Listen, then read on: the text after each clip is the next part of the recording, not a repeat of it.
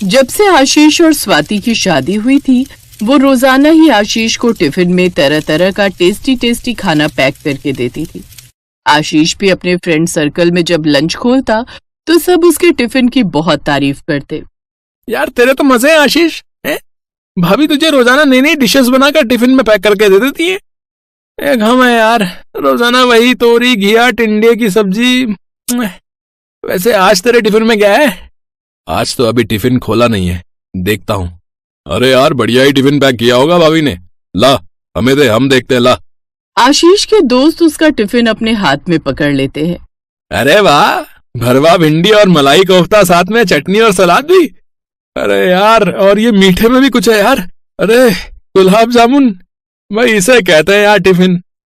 आशीष के सभी दोस्त ऐसे ही थे, हंसी मजाक करने वाले और खूब मेल मिलाप से एक दूसरे के साथ मिलजुल कर खाने पीने वाले, जैसा कि अक्सर होता है। सबने एक साथ अपने टिफिन खोल लिए और लंच करने लगे। तभी आशीष के मोबाइल पर स्वाति का मैसेज आता है, जिसमें वो आज के टिफिन के बारे में पूछ रही थी। आशीष भी प्यारा सा इमोजी बना देता है। स्वाति और आशीष के बीच बहुत प्यार था। दोनों की 6 महीने पहले ही लव मैरिज हुई थी। घर में भी सब स्वाति को बहुत प्यार करते थे। स्वाति ने शादी के बाद सबके दिलों में अपनी एक अलग जगह बना ली थी। आज तुमने राजमा चावल बहुत ही अच्छे बनाए थे बहू।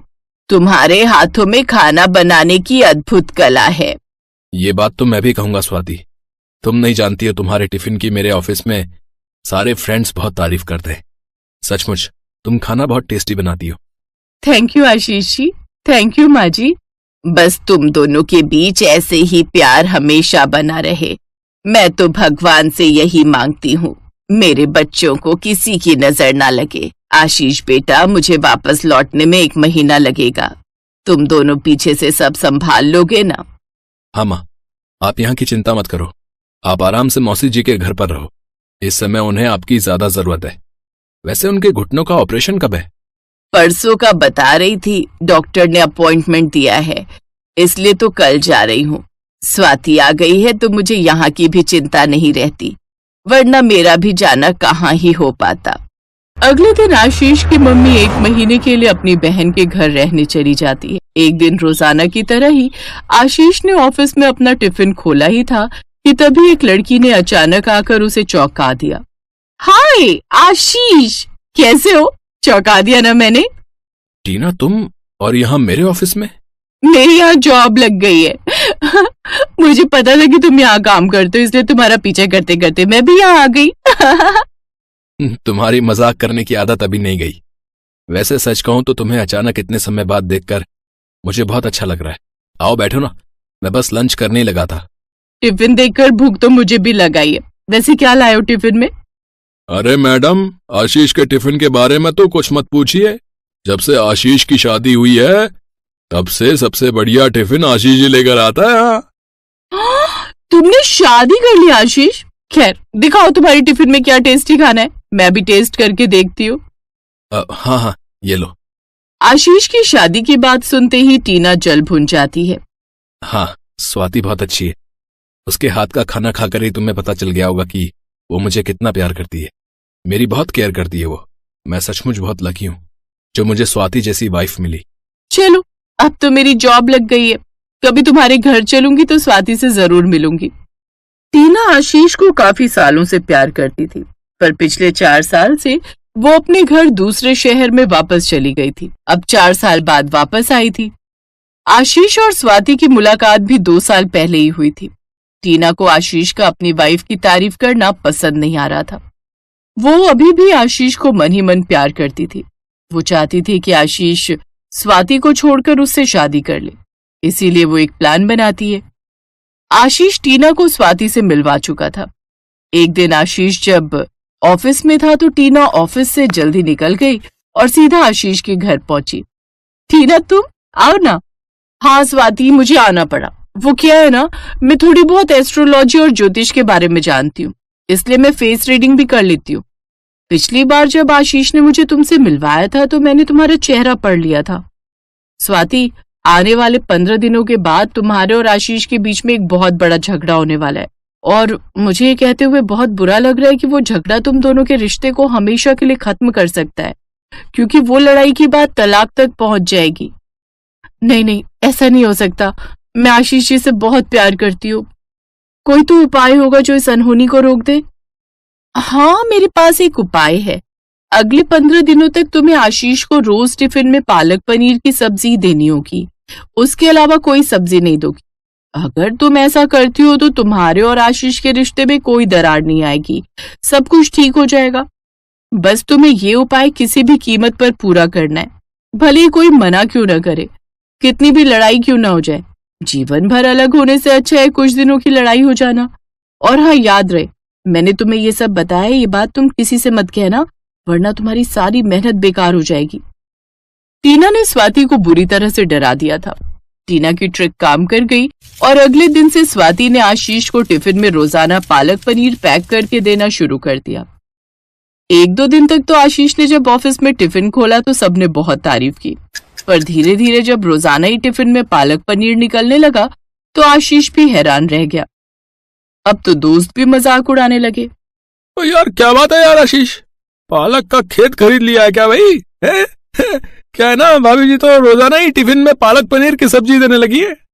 अरे पालक के खेत के साथ साथ मुझे तो लगता है आशीष ने पनीर की दुकान भी खरीद ली है भाई, तभी तो रोजाना पालक पनीर बनता है। वरना भाभी जी तो तरह तरह की सब्जियां टिफिन में पैक करके दे देती थी। आशीष, इन सबको बोलने दो, पर स्वाति की यह हरकत मुझे भी अच्छी नहीं लग रही है। तुम्हें उससे बात करनी चाहिए। उस दिन आशीष ने अपने ऑफिस के दोस्तों की बात का सारा गुस्सा स्वाति पर निकाल दिया। तुम्हें क्या हो गया स्वाति? ये तुम रोज रोज टिफिन में पालक पनीर क्यों देने लगी हो? तुम कुछ और क्यों नहीं बनाती? ये सब क्या चल रहा है? वो ऐसे ही, बस और कोई सब्जी बनाने का मन ही नहीं करता। आजकल पालक अच्छी आई हुई है ना, तो मैंने सोचा। पता नहीं क्या क्या सोचती रहती हो। मुझे तो लग रहा है तुम्हारा दिमाग खराब हो गया है। मुझे कल दूसरी सब्जी बना कर देना, वरना मैं दोपहर का खाना नहीं खाऊंगा। अगले दिन आशीष ने सोचा कि शायद स्वाति आज टिफिन में कुछ नया देगी, पर जैसे ही आशीष ने टिफिन खोला फिर से वही पालक पनीर उसने टिफिन में देखा। अब तो आशीष का चेहरा गुस्से से लाल हो गया। उसने जल्दी से टिफिन बंद किया और बैग में छुपा कर रख दिया। दोस्तों को उसने बहाना कर दिया कि वो आज टिफिन नहीं लाया है क्योंकि स्वाति की तबीयत ठीक नहीं है। रोजाना ही स्वाति टिफिन में पालक पनीर देने लगी तो आशीष ने दोपहर में टिफिन खोलना बंद कर दिया। रात को जब स्वाति टिफिन देखती तो खाना वैसे का वैसा ही दिखता। एक दिन स्वाति की सास जब फोन पर बात कर रही थी तो स्वाति के मुंह से बात निकल ही गई। स्वाति की सास समझ गई कि ये सब टीना का प्लान है। वक्त रहते अपने बहू और बेटे के रिश्ते को बचाने के लिए सास को वापस घर आना ही पड़ा। स्वाति की सास ने स्वाति से फोन करवाकर बहाने से टीना को घर पर बुलवाया। उस समय आशीष भी घर पर था। स्वाति ने सास के जोर देने पर टीना वाली बात आशीष को बता दी। अब जब आशीष को बात पता चली तो वो टीना की तरफ गुस्से में देखने लगा। तू मेरे से पूछ रहा था ना कि मैं 1 महीने के लिए गई थी तो इतनी जल्दी वापस क्यों आई हूँ? इस बदतमीज लड़की की वजह से। आशीष बेटा, ये टीना चाहती है कि तुम दोनों अलग हो जाओ ताकि ये तुम्हारी जिंदगी में फिर से लौट आए, और मेरे जीते जी ऐसा कभी नहीं होगा। टीना, तुम्हें क्या लगा था कि तुम फिर से मेरी जिंदगी में वापस लौटोगी और मैं अपनी पत्नी से रिश्ता तोड़ दूंगा? कभी नहीं। स्वाति और मैं एक दूसरे के जीवन साथी हैं और ये रिश्ता जन्म जन्म का है। इस जैसी गवार लड़की के लिए तुम मुझे छोड़ रहे हो? मेरे घर से निकल जाओ और आज के बाद मेरे से तुम्हारा कोई मतलब नहीं। Get out from my house. Tina, यहाँ से चली जाओ और मेरे पति से दूर रहना, वरना मुझसे बुरा कोई नहीं होगा। टीना गुस्से में पैर पटकती हुई चली जाती है। स्वाति और आशीष का रिश्ता फिर से ठीक हो जाता है। अगले दिन जब आशीष टिफिन खोलता है तो दोस्त वही पहले की तरह टिफिन पर टूट पड़ते हैं। आज आशीष के चेहरे पर एक अलग सी खुशी थी। टीना ने वो नौकरी छोड़ दी। शायद आशीष के लिए ये आज की सबसे ताजा और अच्छी खबर थी। पूर्णिमा एक छोटे से गांव में रहने वाली साधारण सी लड़की, जो अब मुंबई जैसे बड़े शहर की एक मॉडर्न फैमिली में शादी होकर आ तो गई, पर उनके व्यवहार को अभी जानते हुए उसे एक ही दिन बीता था।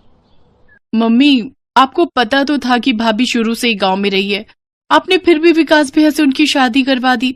पता नहीं, मुझे तो लगता है तुम्हारे बाबूजी के ऊपर इसने और इसके पिता ने कोई जादू टोना कर दिया था, तभी तो गांव गए और इस गवार का रिश्ता लेकर आ गए। पर फंसा तो मैं ना। मेरे सब दोस्त कितना मुझ पर हंसेंगे कि मैंने शहर की मॉडर्न लड़कियां छोड़कर गांव की गवार से शादी कर ली। ये सब पापा की वजह से हुआ है। वो तो मेरे ऊपर जबरदस्ती कर रहे थे। अगर मैं शादी के लिए हाँ ना करता तो बोल रहे थे कि मुझे एक फूटी कौड़ी नहीं देंगे।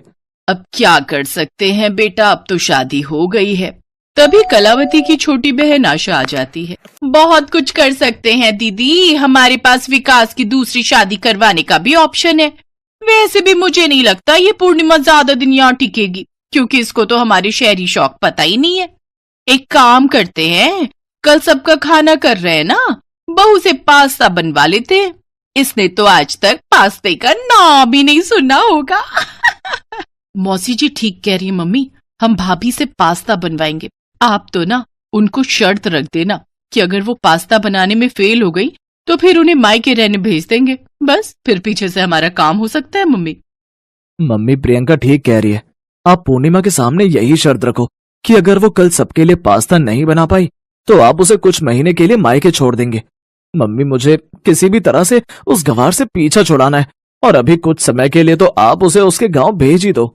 सबने मिलकर सोच लिया था कि किसी भी तरह पूर्णिमा को उसके मायके भेज कर ही रहेंगे। शाम को कलावती ने पूर्णिमा को अपने कमरे में बुलाया और बोली, पूर्णिमा, कल जो हमारे घर मेहमान आ रहे हैं उनमें तुम्हारे ससुर जी के भी दोस्त हैं और विकास के भी, तो इसलिए कल तुम्हें सबके लिए स्पेशल पास्ता रेडी करना है।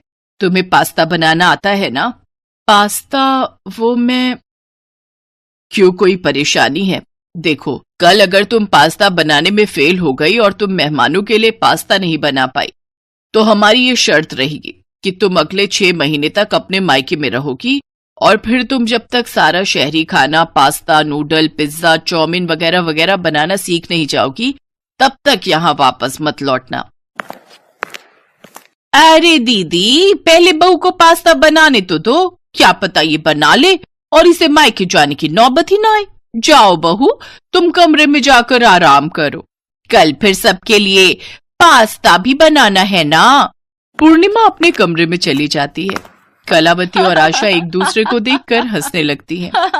अगले दिन रसोई में पास्ता बनाने की कोई तैयारी नहीं थी और ना ही पूर्णिमा की कोई मदद कर रहा था। पूर्णिमा अकेले ही रसोई में खड़ी थी। तभी उसके ससुर अपने हाथों में कुछ थैले पकड़े हुए वहां आ जाते हैं। पूर्णिमा बहू, ये लो पास्ता बनाने का सारा सामान। मैंने जो जो समझ में आया सब कुछ खरीद लिया। अब ये सब मिलकर बनाते रहते हैं तो मुझे इतना तो पता ही रहता है कि पास्ता में क्या क्या सामग्री डलती है, पर बनाना मुझे नहीं आता। ये कोशिश तो बहू तुम्हें खुद ही करनी होगी। पापा जी, आपने मेरे लिए इतना सोचा, मेरे लिए यही बहुत बड़ी बात है। पापा, मुझे आशीर्वाद दीजिए कि मैं इस परीक्षा में पास हो जाऊं। बिल्कुल बहू, मेरा आशीर्वाद तुम्हारे साथ है। तुम इस परीक्षा को जरूर पास करोगी। अब समय आ गया है बहू, सबको पता चल जाना चाहिए कि हमारी बहू कौन है। सब लोग हॉल में नई बहू के हाथ का पास्ता खाने का इंतजार कर रहे थे। मम्मी, मैं एक बार किचन में देखकर आती हूँ, भाभी से पास्ता बना भी है या नहीं। वैसे मुझे नहीं लगता कि उन्होंने पास्ता बनाया होगा, वो तो देसी खाना ही बनाना जानती हैं।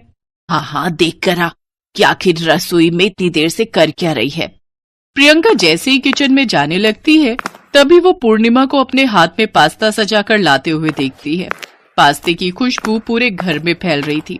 अरे वाह बहू, पास्ते की खुशबू तो बहुत बढ़िया आ रही है। अब जल्दी जल्दी मेहमानों को सर्व कर दो और मुझे सबसे पहले देना। हाँ जी पापा जी। वैसे मम्मी जी, आपके पास्ते में ऊपर से कुछ स्पाइसेस जैसे चिली फ्लेक्स, ऑरिगेनो वगैरह ज्यादा छिड़कना है या फिर आप अपने टेस्ट के अकॉर्डिंग ले लोगे? विकास, मैंने आपके लिए रेड सॉस पास्ता भी रेडी किया है। मुझे पता है आपको रेड सॉस पास्ता बहुत पसंद है, एक्स्ट्रा चिली के साथ। और प्रियंका, मैंने तुम्हारा भी अलग पास्ता बना दिया है जिसमें वेजिटेबल्स कम है। ये लीजिए पापा, आपका हल्के मसाले वाला पास्ता। मैंने सबके टेस्ट के अकॉर्डिंग अलग अलग पास्ता रेडी कर दिया है। मौसी जी, मौसा जी, ये लीजिए आपका पास्ता। मैंने साथ में और भी डिशेस बनाई हैं, वो भी आप टेस्ट करके देखिएगा। हाँ हाँ, पर तुम इतना सब कुछ? पूर्णिमा पास्ता बनाना जानती है और वो भी इतनी तरह के। ये बात कुछ समझ नहीं आ रही। तुम ठीक कह रही हो दीदी, अभी तक ये माजरा मुझे भी समझ में नहीं आ रहा। ये तो गांव की लड़की है, इसे इतना बढ़िया पास्ता बनाने कैसे आ सकता है?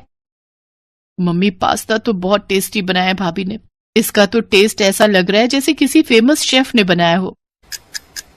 पूर्णिमा के ससुर अपने कुछ जान पहचान के लोगों को पूर्णिमा से मिलवाते हैं। उन्हीं मेहमानों में से एक औरत पूर्णिमा का नाम लेते हुए बोली, शेफ पूर्णिमा, आपकी बहू है best chef of the year का ताज पहनने वाली शेफ पूर्णिमा। मुझे तो सचमुच तुमसे मिलकर बहुत खुशी हो रही है। तुमने जो रेसिपी अपनी साइट पर डाली थी ब्रेड का पिज्जा बनाने वाली, वो मुझे बहुत पसंद आई थी। मैंने उसे ट्राई भी किया, बहुत टेस्टी बना था वो। Thank you aunty. वैसे जब से अभी शादी हुई है तब से तो मैंने अपनी साइट खोल कर ही नहीं देखी, कुछ काम ही नहीं किया उस पर। अब फिर से कंटिन्यू करूंगी। और थैंक यू, आप सबके प्यार से मुझे इतनी प्रेरणा मिलती है कि मैं आगे और भी नई नई रेसिपीज डालती रहूंगी। पूर्णिमा की बातें सब गौर से सुन रहे थे। सब लोग हैरान रह गए कि जिस पूर्णिमा को वो गांव की गंवार समझ रहे थे, वही गांव में पली बढ़ी पूर्णिमा अपने हुनर से बहुत सी कुकिंग प्रतियोगिताएं जीत चुकी थी और शेफ ऑफ द ईयर का अवार्ड भी उसे मिल चुका था। सब लोगों के जाने के बाद पूर्णिमा अपने बारे में बताती है, पापा जी ने ही मुझे मना किया था कि मैं आप सबको अपनी सच्चाई ना बताऊं। आप सबने मुझे प्यार दिया ही नहीं। आप सबने सोचा ये तो गांव की लड़की है, इसे कुछ नहीं आता होगा। पर ऐसा नहीं है मम्मी जी, गांव की लड़कियां भी बहुत पढ़ी लिखी हो सकती हैं, अच्छे मुकाम पर पहुंच सकती हैं। मुझे बस आप सबकी सोच को बदलना था। शायद आप सबकी सोच अब बदल चुकी होगी, पर मुझे सचमुच इन कुछ दिनों में बहुत दुख हुआ। किसी ने भी मुझसे प्यार का एक शब्द तक नहीं बोला। सब मुझसे नफरत ही करते रहे, मुझे इस घर से निकालने की कोशिश करते रहे। मैं अपना घर छोड़कर यहाँ आई आप सबका प्यार पाने के लिए, अपनी पूरी जिंदगी यहाँ बिताने के लिए। पर आप सब तो मुझे यहाँ से निकालने के लिए प्लान कर रहे थे, मैं सब जानती हूँ। अचानक बोलते बोलते पूर्णिमा बहुत तेज रो पड़ी। उसके साथ साथ कलावती, प्रियंका, आशा सब रो पड़ी। विकास को भी अपनी गलती पर बहुत पछतावा था। सब बहुत शर्मिंदा थे कि उन्होंने पूर्णिमा के साथ कितना बुरा व्यवहार किया। सब पूर्णिमा से माफी मांगते हैं। हमें माफ कर दो पूर्णिमा बहू, हम सचमुच बहुत गलत थे। हमने तुम्हारे साथ बहुत गलत किया। आई एम सॉरी भाभी। रो मत बहू, हम सचमुच अपनी गलती पर बहुत शर्मिंदा हैं। मैंने भी गलत किया, मुझे माफ कर दो पूर्णिमा। I am so sorry. सबको अपनी गलती का एहसास था। इसके लिए पूर्णिमा सबको माफ करके अपने जीवन की नई शुरुआत करती है।